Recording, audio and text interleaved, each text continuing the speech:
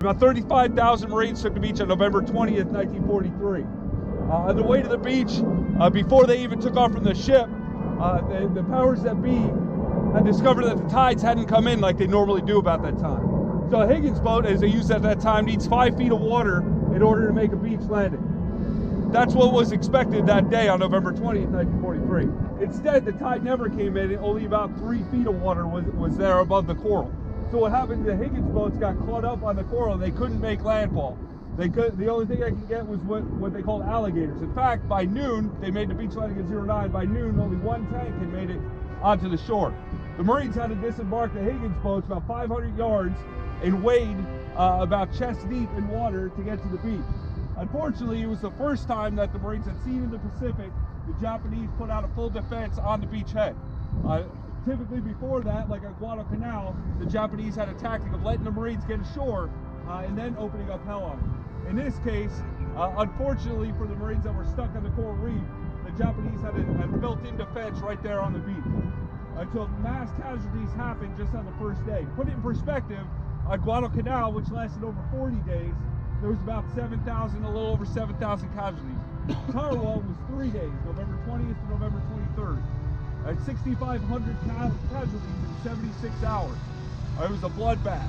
But as Marines always do, we did take the beach in 3 days. We did take the island in 3 days, and eventually went on to win the Pacific and win the war. So it was a hell of a battle. We're still repatriating Marines from Tarawa more often than any other battle in the Pacific. This individual, Private Jordan, was interred there with his brothers on the beaches of Tarawa for over 70 years, about 75 years, where they finally discovered his remains, identified his remains, and brought him back to us. All right, so we get to lay him rest today with more of his brothers here at Arlington National Cemetery, and expect many more as your time in Marine Barracks, Washington, because we're going to do a lot more repatriations from Tarawa. You know?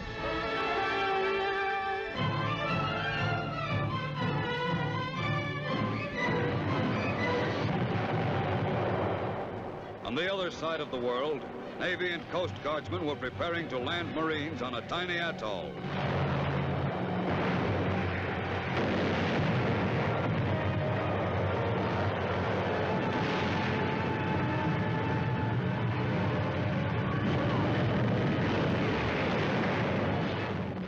The Japanese fought back furiously.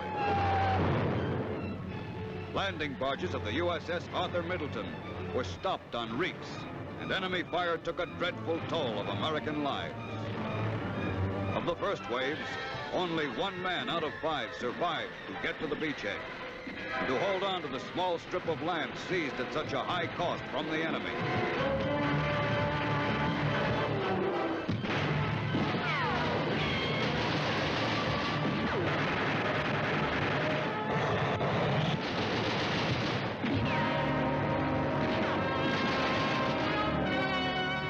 In a steady stream, the landing barges brought the wounded back to the transports.